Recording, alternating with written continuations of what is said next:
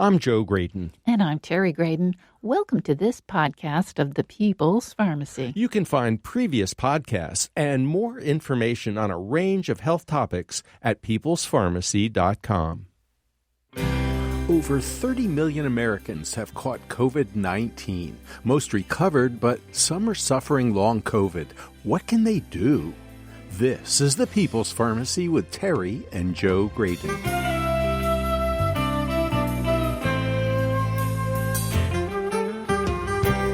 Dr. Tirone Lodog is an expert in complementary and alternative medicine. Are there any natural approaches that can help with the symptoms of post-COVID syndrome? Have you been suffering anxiety or insomnia because of the pandemic? Dr. Lodog will share her expertise and suggest some herbs that could help. We'll also learn about an herbal first aid kit for the summertime. Coming up on the People's Pharmacy, natural ways to keep your immune response optimal.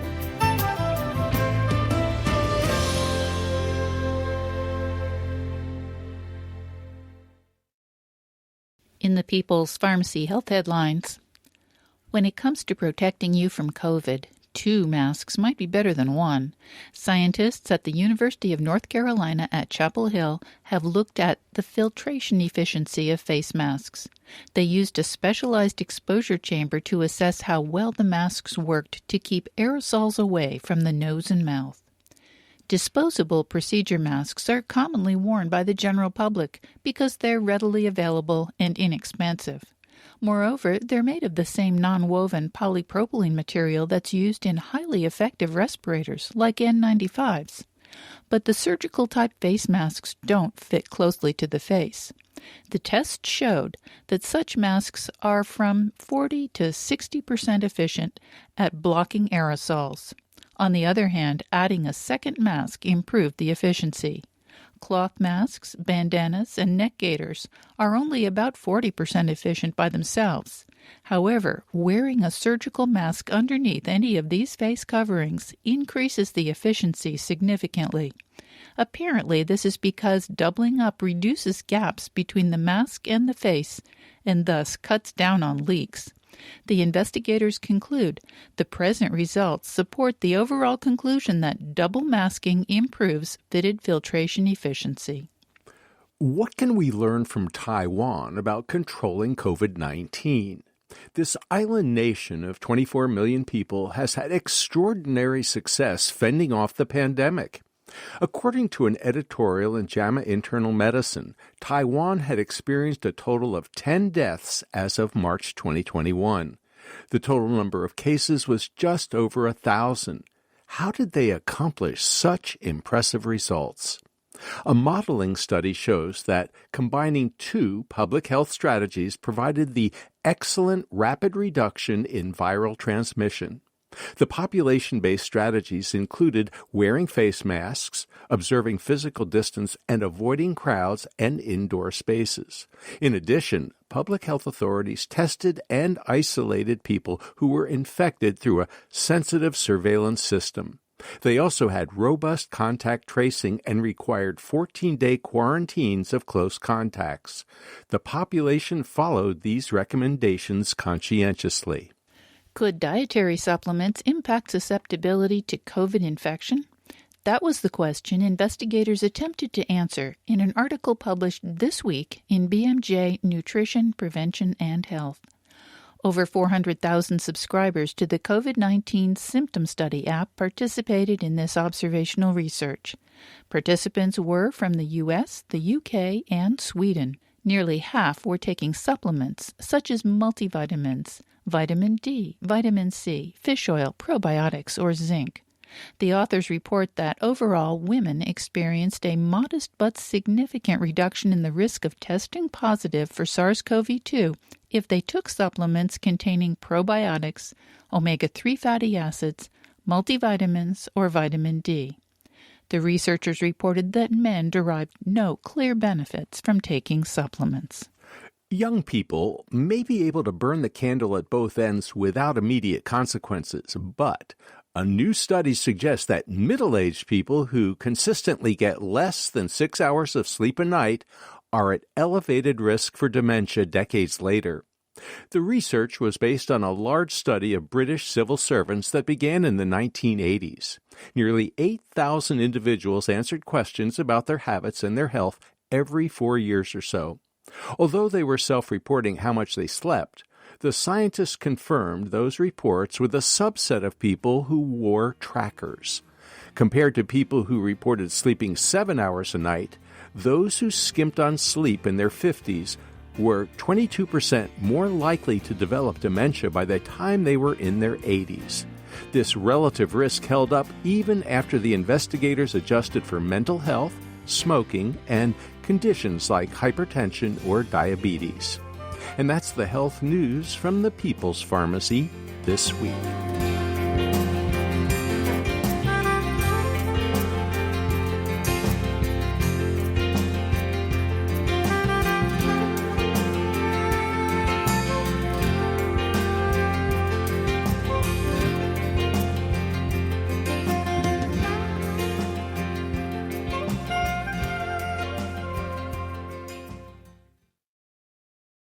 Welcome to the People's Pharmacy. I'm Joe Graydon. And I'm Terry Graydon.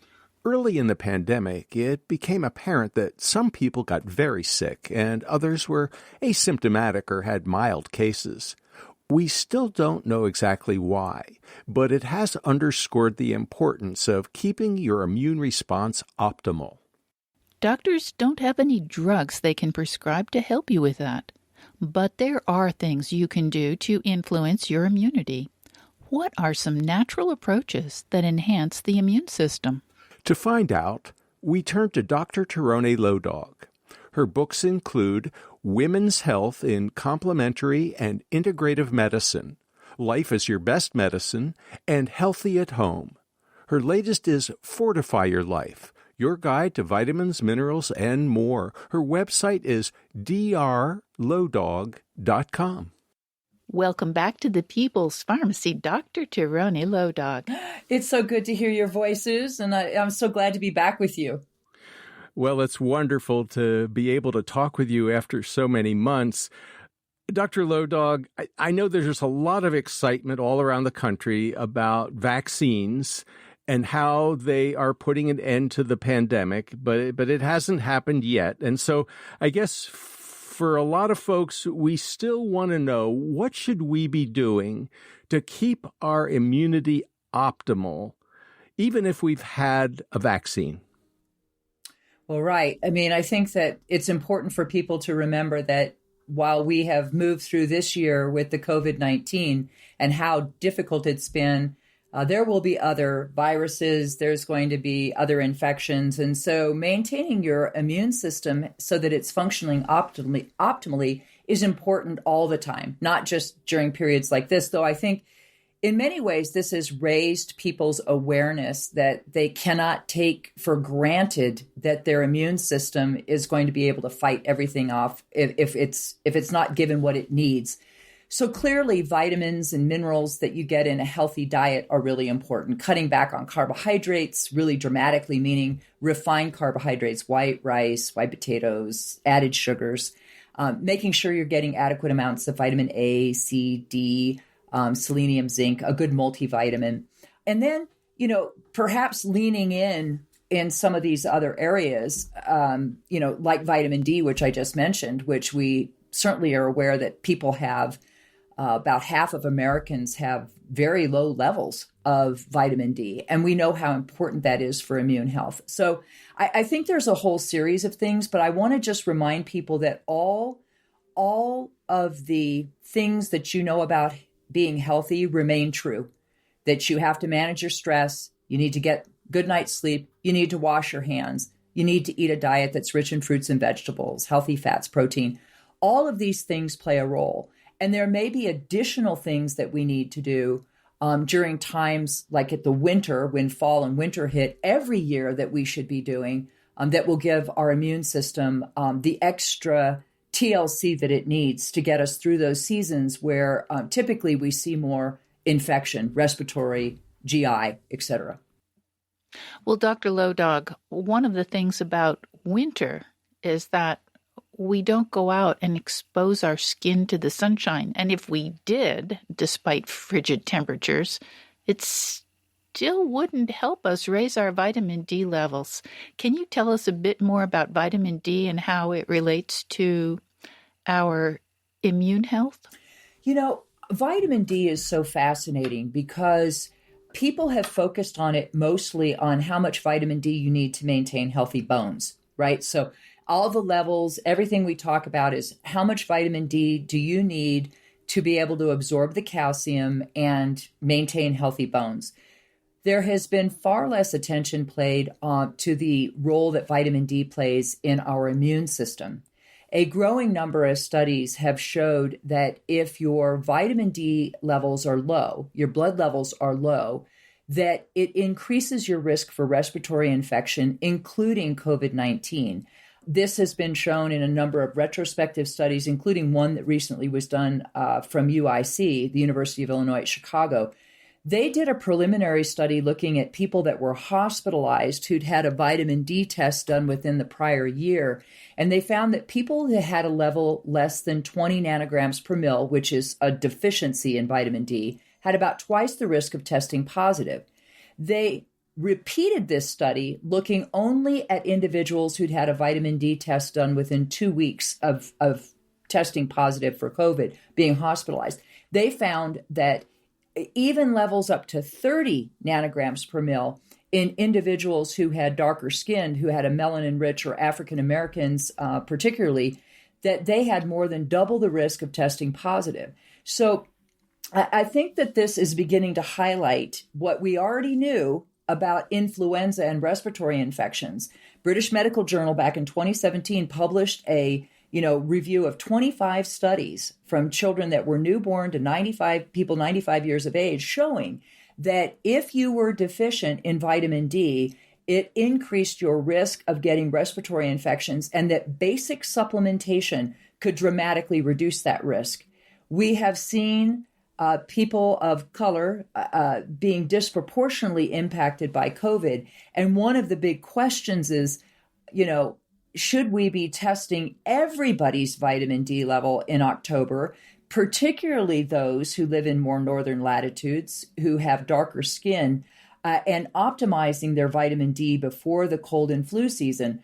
This is something I have advocated for many, many years, that I think there should be that it should be part of our standard in the Northern Hemisphere and in the United States to test vitamin D beginning of October, late September, and make sure that those levels are optimized to reduce the risk of severe flu or now COVID-19. So, and again, just as a reminder, when I went through medical school, we were basically taught that vitamin D didn't matter really for anybody, but it particularly did not matter those levels in Black individuals, particularly Black women, because they had quote unquote heavier bones, so that they were not as at great a risk of osteoporosis. So this is again one of these areas where the myths continue to be perpetuated. Black women do get osteoporosis, and vitamin D is more important than just for bones. And in this study that UIC did, those who had levels between 30 and 40 nanograms per mil, which we would consider sufficient, still had 2.5 times the higher risk of testing positive than those who had a 40 nanogram mil. But this was only seen in Black individuals. It was not seen in white people. So, I just am a huge advocate. I think people in the September, October need to up their vitamin D to 4,000 units per day, which is what the National Academy of Medicine says is safe for anybody to take.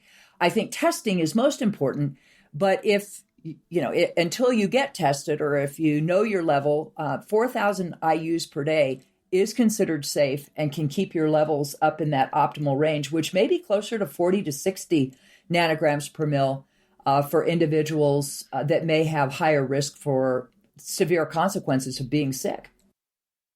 Now, Dr. Lodog, if we were to go back in our time machine about 100 years, maybe longer, to Scandinavia, the grandmas there knew nothing about vitamin D, but they knew a lot about cod liver oil tonic starting about September, October, and they insisted that their grandchildren needed to swallow this yucky tasting stuff to get through the winter. Were they onto something? They absolutely were, because don't forget, cod liver oil is rich in three things: vitamin A, which is very crucial for the immune system function; vitamin D, one of the richest sources you can get naturally in a food is in fish and fish liver. And it also was rich in omega-3 fatty acids, which reduce inflammation. So I was a child who got cod liver oil, and my mother, when I was asking her when she started it, she said, when you were little. And then I said, well, like, when did you stop giving it to us? And she said, when you could outrun me. So, that was a common thing. I'm really grateful that my mom used cod liver oil in both of us. She had it as a child as well. So, cod liver oil today is better maybe than what she gave, because they've mitigated some of the high levels of vitamin A, which may not be great for us. So most cod liver oils that are available in the marketplace today still have vitamin A, but in a more controlled amount, as well as vitamin D and omega-3s. I take cod liver oil. That's the fish oil I take, is cod liver oil. Dr. Lodog, I'm wondering if there is some way for us to have an idea of where we stand with respect to vitamin D. Are there tests that we can do for ourselves? Yes, you can ask your clinician to order a 25-hydroxyvitamin D test. It's a blood draw, and it'll give you your levels. And if you want to order your own, there are a number of, online telemedicine programs that you can use too. Requestatest.com is just one of them. But that is where you go online and you can order a vitamin D test. They'll send you a lab slip. You go down to the lab that's in your city, town, where lab draws are done. That little slip gives it to you. And then physicians read it on the other end, and you'll go on the website and you can get your vitamin D level. And then you can figure out if you're in the normal range, or if you need to take that to your clinician and get your vitamin D optimized. I think some of the big debates have been, for me personally, is that a lot of our guidelines on what is deficient or optimal vitamin D levels have been based on bone health.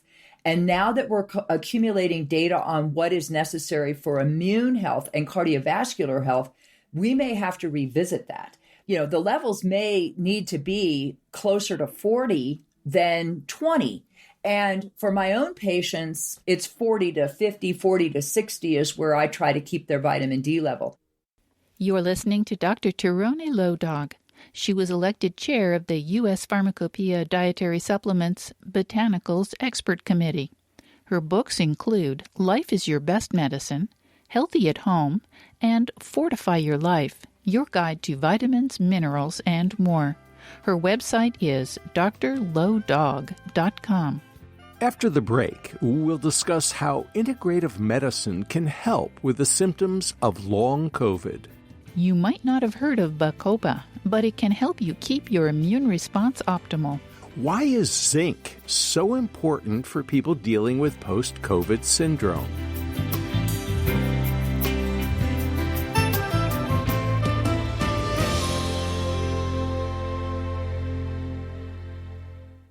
You're listening to The People's Pharmacy with Joe and Terry Graydon. You've probably heard us talk about the many health benefits of cocoa flavanols and some of the recent scientific research that's come out about how these powerful plant-based compounds can improve your memory. We've been fans of Cocoa Via supplements for years because they contain the highest levels of cocoa flavanols on the market and have been independently tested for quality. For those of you that are curious about how cocoa flavanols can improve your memory and heart health, now is the time to try them. Cocoa Via is offering up to 35% off supplements site-wide, including Memory Plus, which has been shown to improve 3 different aspects of memory. Go to CocoaVia, that's CocoaVia.com, to take advantage of these limited time prices.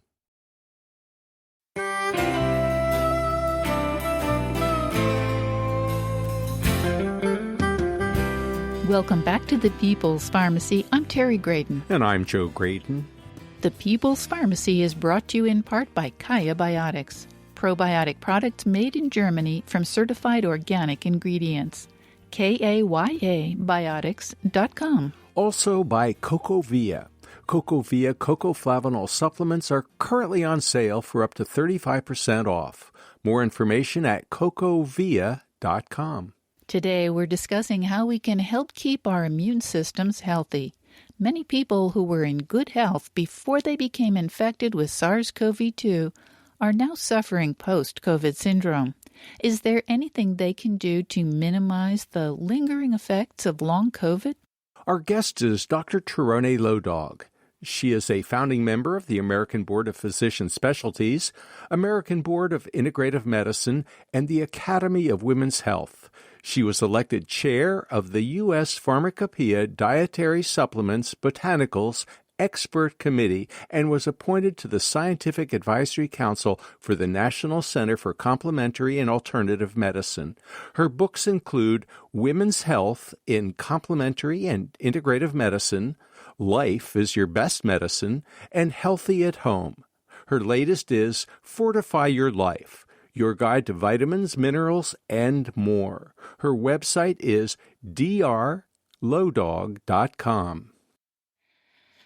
Dr. Lodog, I'm wondering about something called long COVID, because we have been hearing that it's not just the acute infection that is causing problems with this pandemic. There are many people who have a relatively modest case who then have symptoms that are quite serious for a long time afterwards. Is there anything that can be done with integrative medicine or herbs and supplements?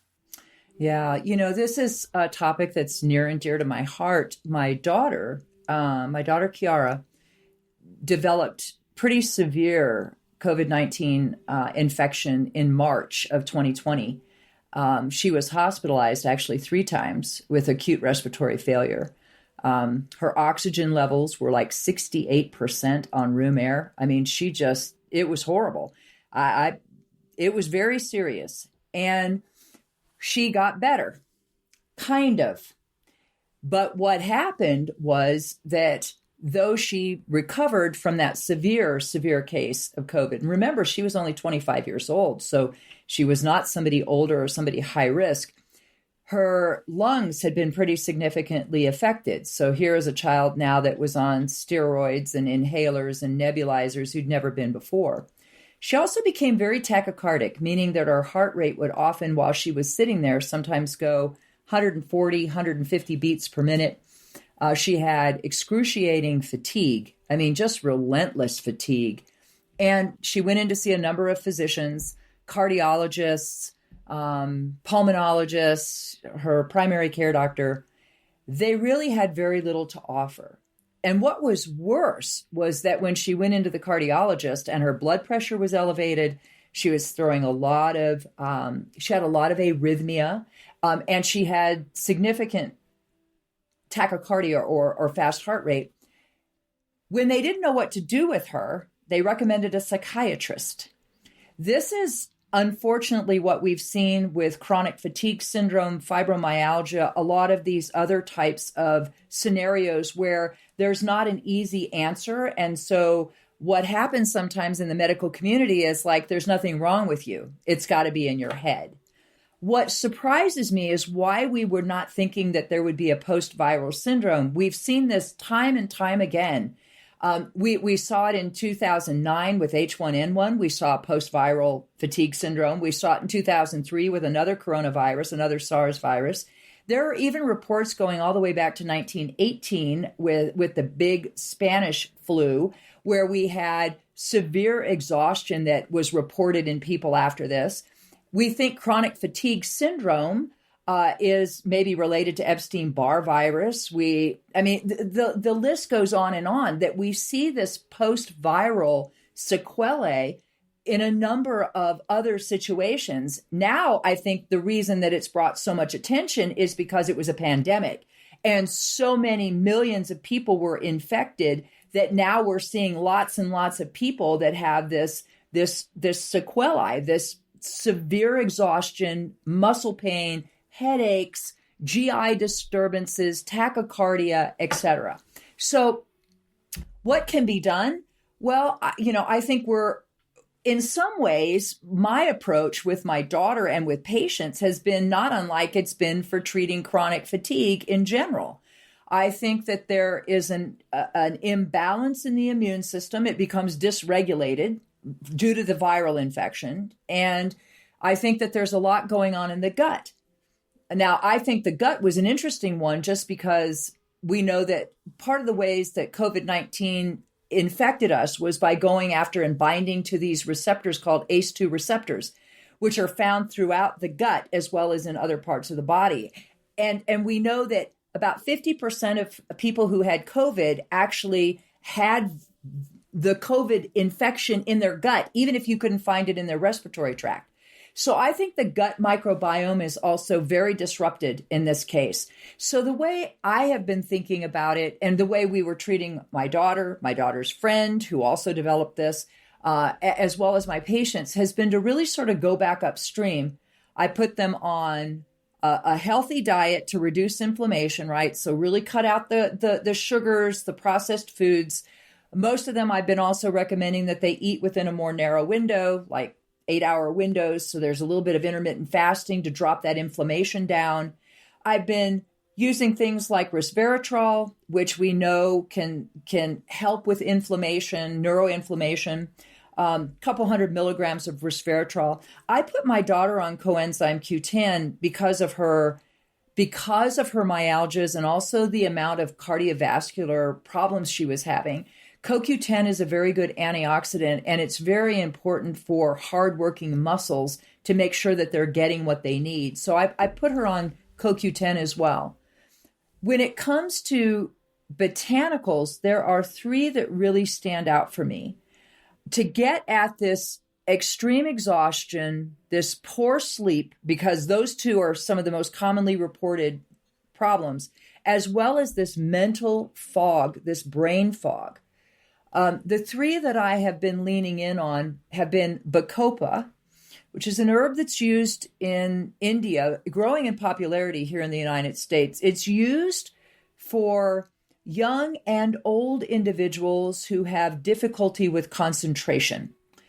This is an herb that has been used for more than 2,000 years for this concentration, memory, fogginess, mental fog. Taroni, could you spell bacopa? Because I know a lot of our listeners are going, wow, that might be helpful even if I haven't had COVID. So what is the correct spelling? Bacopa. Bacopa. Bacopa. And it is just such a fabulous plant for cognition. And so, I've been using this in patients long before this COVID. I use it a lot in patients with fibromyalgia, chronic fatigue, attention deficit. My mother took it. Bacopa is a very safe plant. The doses used in most of the studies are about 300 to 400 milligrams of the bacopa extract. And one of its interesting things is that it does seem to maintain the blood-brain barrier, which may be a problem in individuals who are long haulers of COVID, that this inflammation in the brain may be a problem.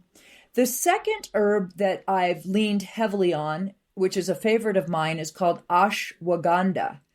Ashwagandha is another plant that comes to us from the Indian subcontinent all the way down into Africa. When I was in Africa, I learned how they use it there. The plant spreads this whole wide swath.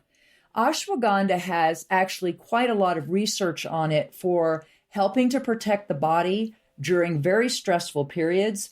We know that it can help reduce neuroinflammation in the brain.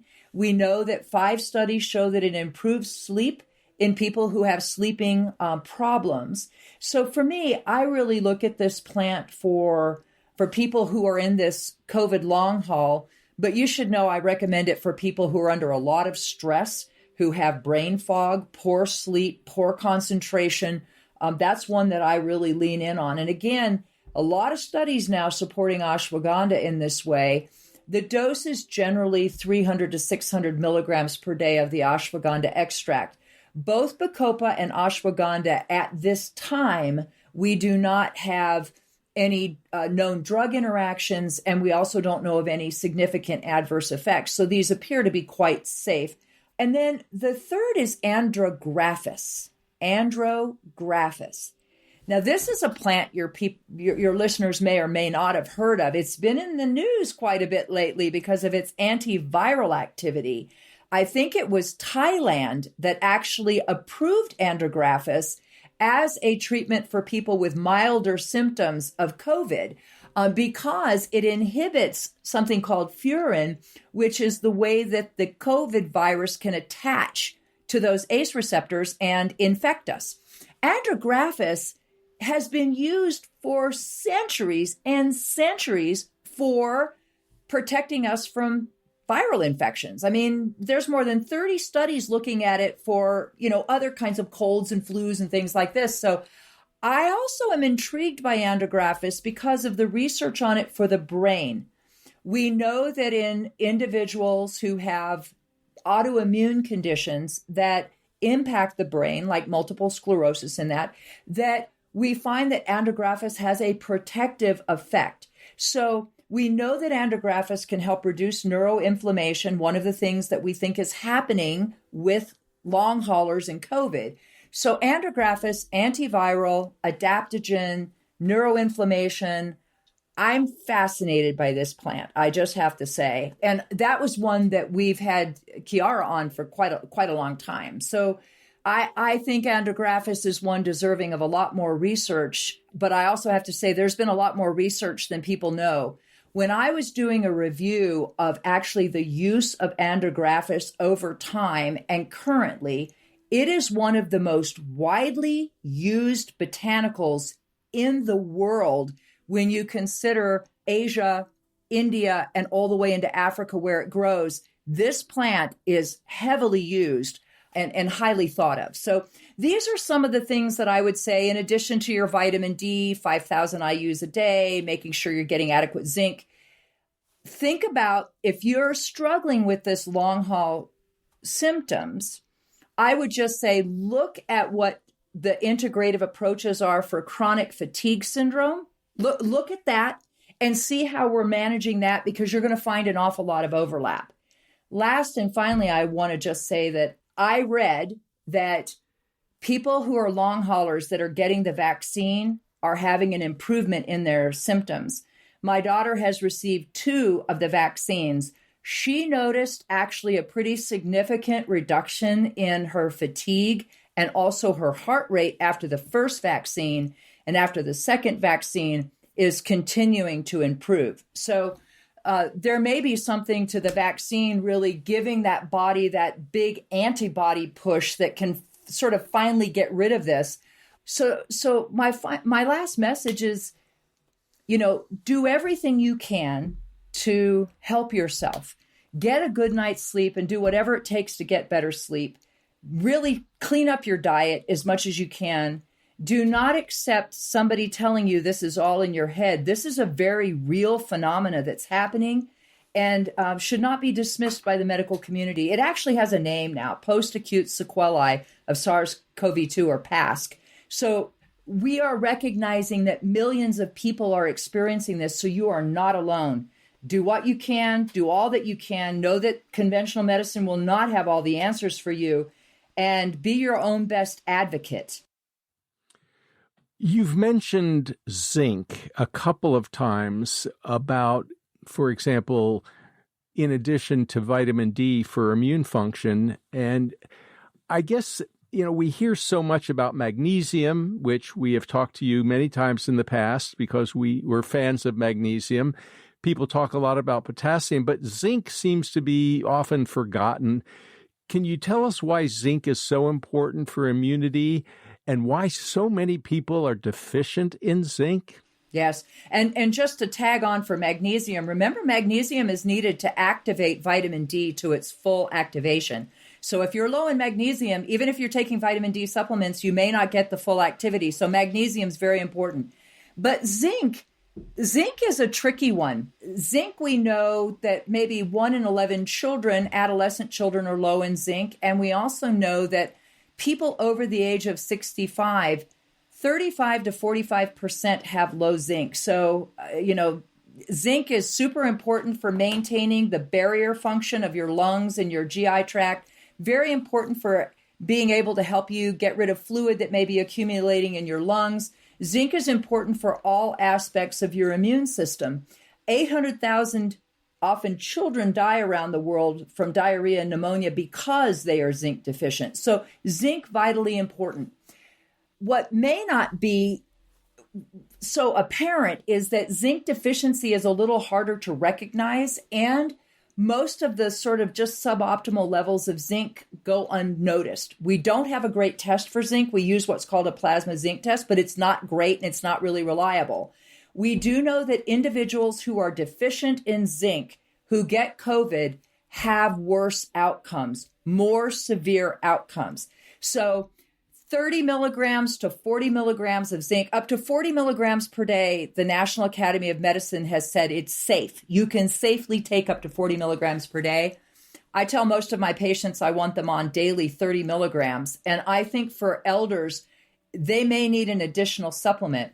Little side note, one of the things that intrigued me but may not be real is that we know that zinc is associated with your sense of taste and smell, and this is something that COVID individuals lose. While we know that taking zinc after the infection doesn't seem to restore taste and smell, I wonder if you had more zinc on board before the infection, if it would protect your taste buds and your sense of smell, just like it does with chemotherapy. Taking it after your chemotherapy treatment, zinc does not improve the abnormal taste that people get. But if you take it during chemotherapy, it protects it and protects you from having a loss of smell and taste. So I find this whole thing very interesting with this taste and smell issue with COVID. And I think starting in October, most people need to up their zinc. 30 milligrams per day is completely safe for adults and may really help reduce your risk of getting respiratory infections and may have also protected you from having more severe outcomes, such as in COVID. You're listening to Dr. Tirone Lodog. She was elected chair of the U.S. Pharmacopoeia Dietary Supplements Botanicals Expert Committee and was appointed to the Scientific Advisory Council for the National Center for Complementary and Alternative Medicine. Her books include Women's Health in Complementary and Integrative Medicine, Life is Your Best Medicine, and Healthy at Home. Her latest is Fortify Your Life, Your Guide to Vitamins, Minerals, and More. Her website is drlowdog.com. After the break, Dr. Lodog offers her recommendations for an herbal first aid kit. If you have insomnia, listen up for natural approaches. She's got some intriguing suggestions for anxiety. Find out about L-theanine, chamomile, lemon balm, rose, and hawthorn. How can we become better at taking care of ourselves at home?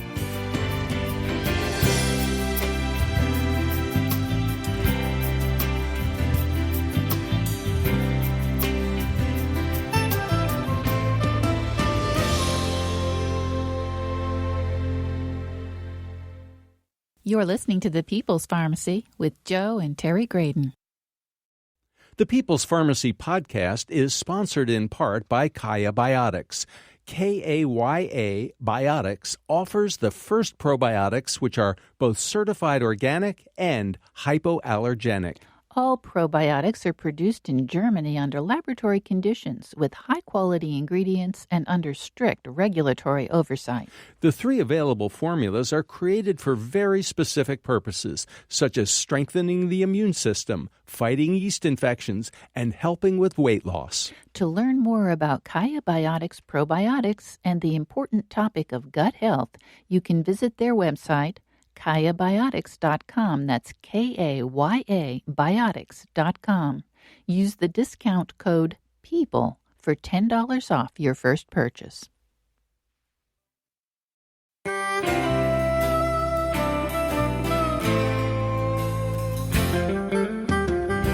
Welcome back to the People's Pharmacy. I'm Terry Graydon. And I'm Joe Graydon. The People's Pharmacy is brought to you in part by Verizana, an analytical laboratory providing home health tests for hormones, gut health, and the microbiome. Now with an annual health club plan. Online at verisana.com. Also by CocoVia.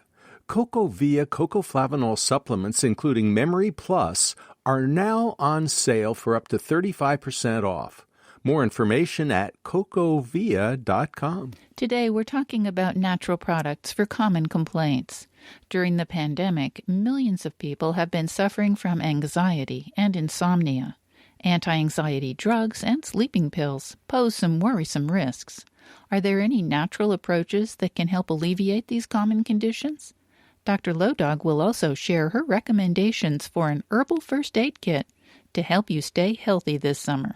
Our guest is Dr. Tarone Lodog. She's founding member of the American Board of Physician Specialties, American Board of Integrative Medicine, and the Academy of Women's Health. She was elected chair of the U.S. Pharmacopoeia Dietary Supplements Botanicals Expert Committee and was appointed to the Scientific Advisory Council for the National Center for Complementary and Alternative Medicine. Her books include Women's Health in Complementary and Integrative Medicine, Life is Your Best Medicine, and Healthy at Home. Her latest is Fortify Your Life, your guide to vitamins, minerals, and more. Her website is drlodog.com. Dr. Lodog, we are finally looking at springtime. I have to tell you, it looks beautiful in our backyard right now. And as we think about summertime and all that, luckily, hopefully, we will all have an opportunity to get in some time outdoors. You have some suggestions for an herbal first aid kit that could be really useful. Can you tell us about that, please?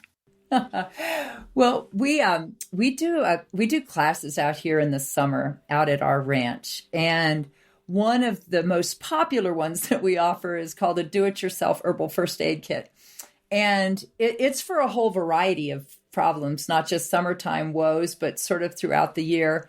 And people have so much fun making their own remedies, and some of the ones that are so popular are things for bug bites and sunburns and, all the kind of aches and pains that people might get, strains and sprains from overdoing. So we make a number of these products. And one of the things is just that nature she provides such an abundance, right? There's just this abundance in the world for us that we can take part of to keep ourselves well and healthy.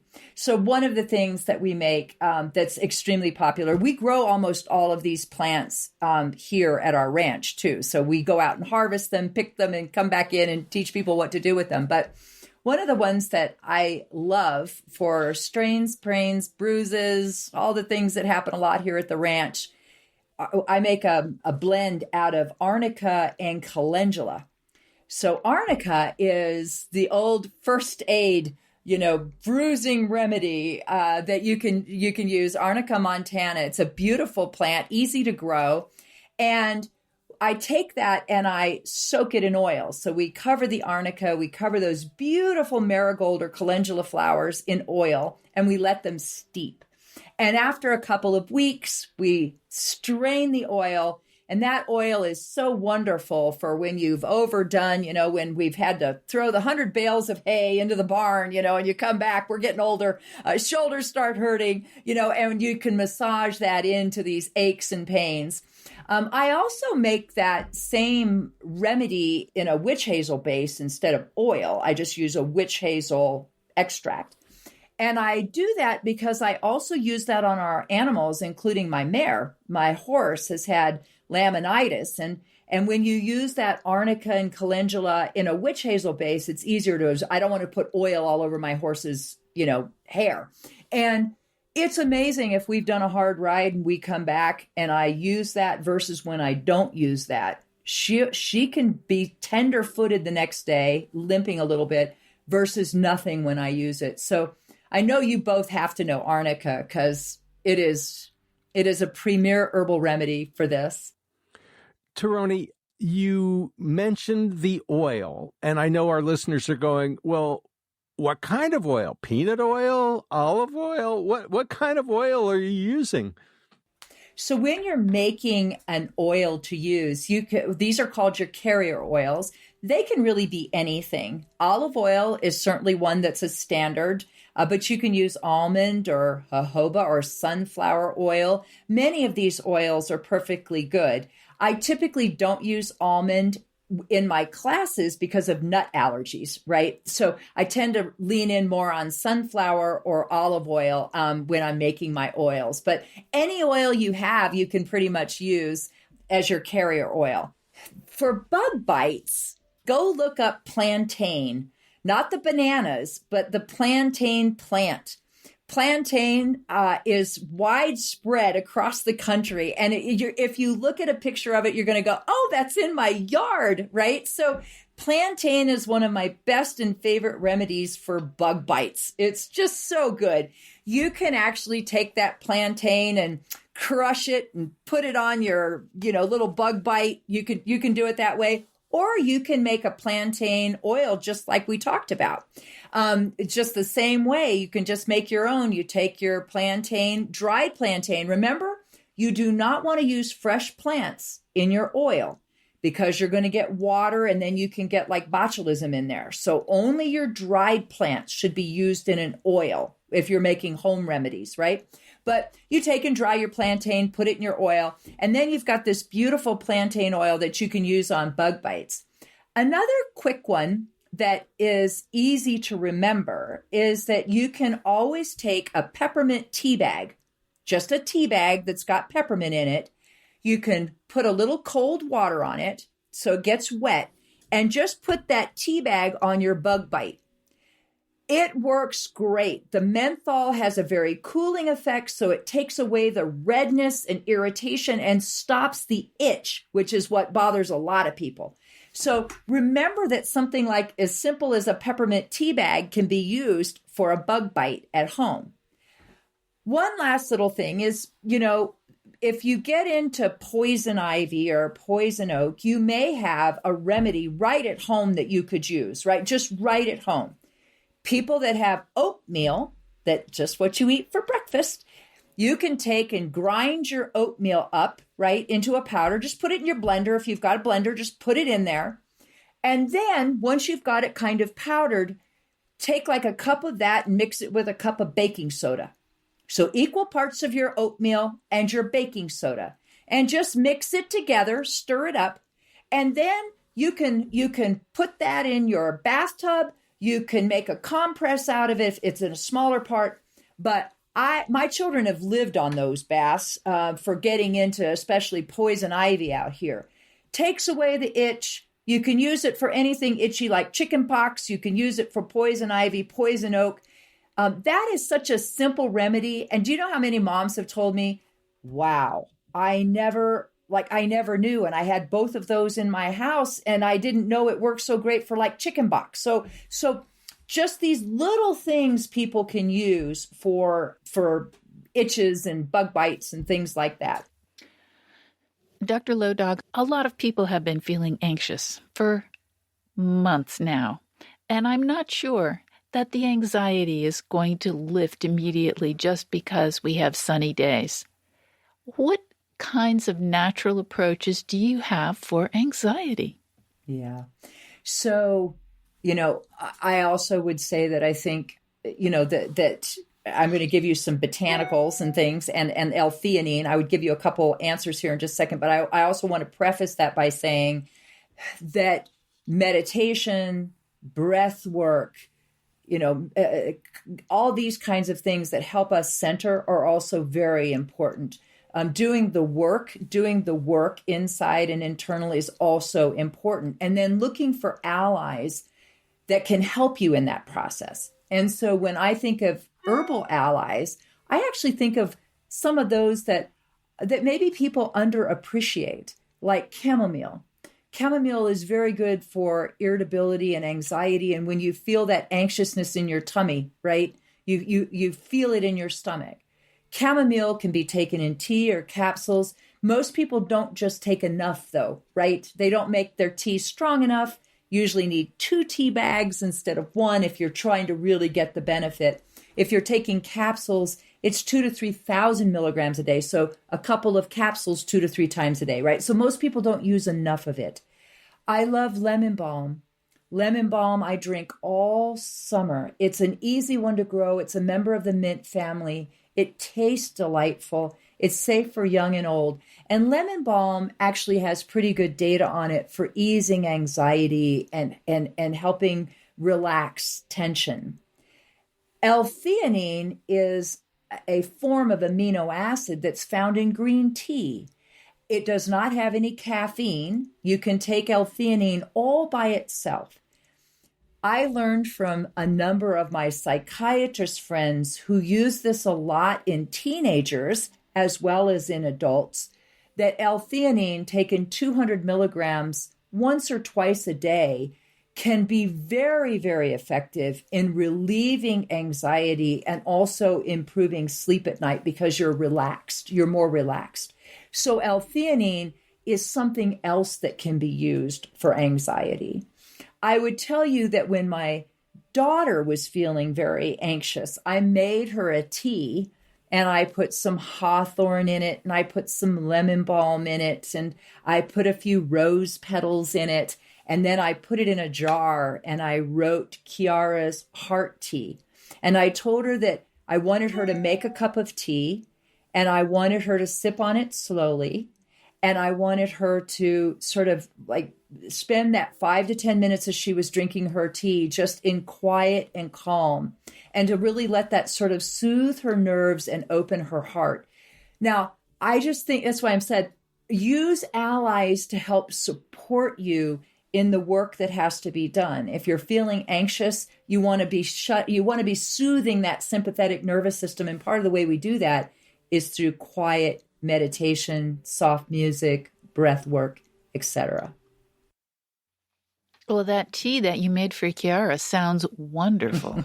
Yeah, it was beautiful too. The roses were from my garden. And so I've long loved rose. I mean, most people don't realize that organic roses or rose, we used to make these beautiful elixirs in that people would use for cough and congestion, but also rose symbolically was for opening the heart.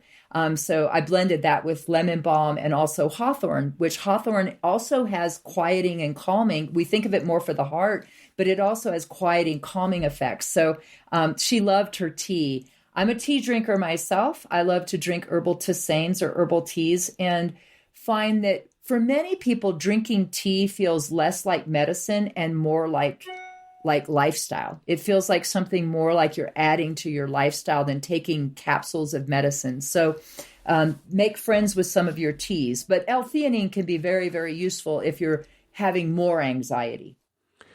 Dr. Lodog, we're getting close to the end of our time with you. Before we get to our wrap-up, though, I wonder if you could add a couple of suggestions about insomnia, because oftentimes when people are feeling anxiety and stress and just overwhelmed, it carries over to bedtime and it's hard to fall asleep. In just 1 or 2 minutes, do you have any favorite suggestions besides that ashwagandha that is, as we know, one of your favorites? It is. That's more long-term, right? So that when you take it over a series of weeks, it'll help you sleep better. I have a couple of herbs that are sort of my favorites for sleep. One is California poppy. I love California poppy, and it's the one I often use for myself. It also is good if maybe you're struggling with muscle tension or pain, because California poppy also has pain-relieving properties. So it can be very good if maybe you're feeling tension or you're hurting. California poppy does help with your pain and help you sleep. And then some of your other beautiful ones like lemon balm or passion flower. If you're looking for one that's pretty potent, it's hops. Hops is a pretty potent sedative if you take it in sufficient quantity. So hops is very, very bitter. Most people don't like it in tea. Most people will take it in tincture or capsule, and it's really about 1,000 milligrams that you need to take for that sleeping effect.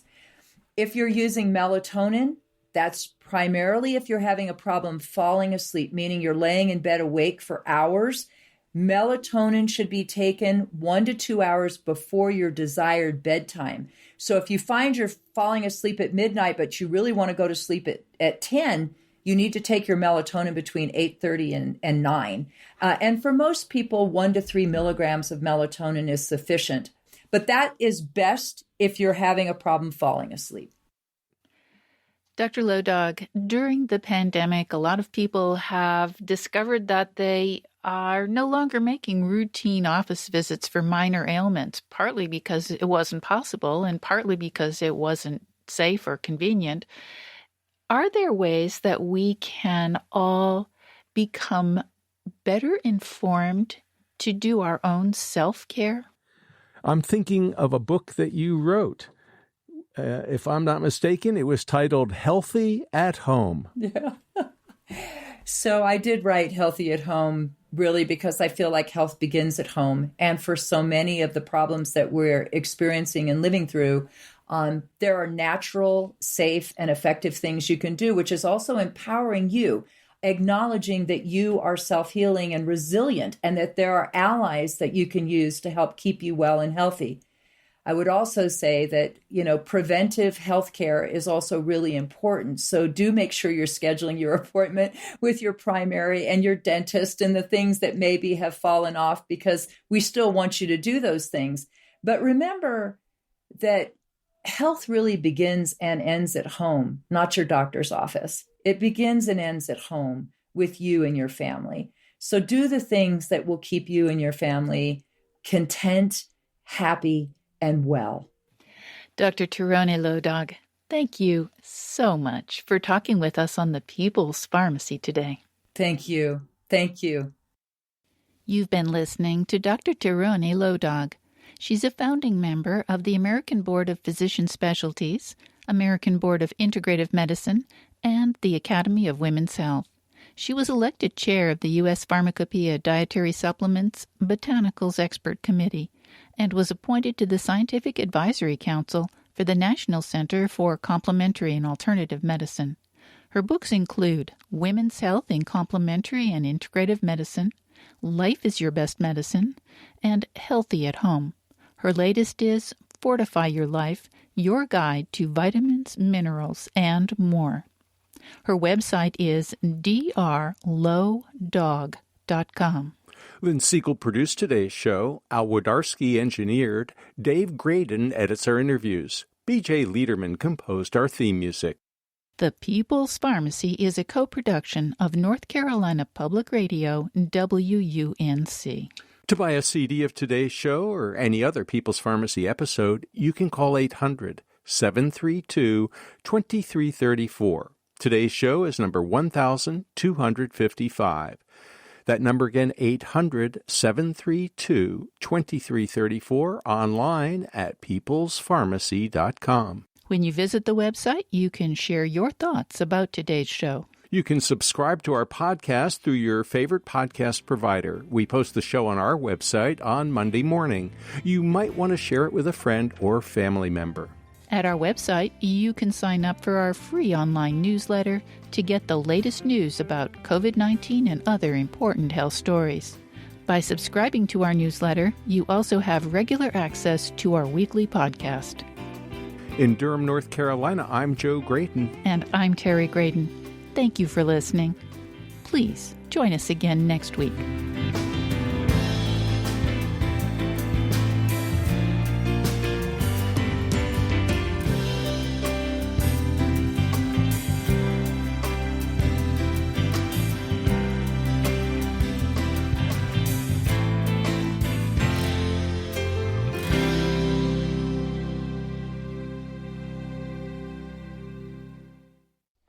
Thank you for listening to the People's Pharmacy Podcast. It's an honor and a pleasure to bring you our award-winning program week in and week out. But producing and distributing this show as a free podcast takes time and costs money. If you like what we do and you'd like to help us continue to produce high-quality, independent healthcare journalism, please consider chipping in. All you have to do is go to peoplespharmacy.com/donate. Whether it's just one time or a monthly donation, you can be part of the team that makes this show possible. Thank you for your continued loyalty and support. We couldn't make our show without you.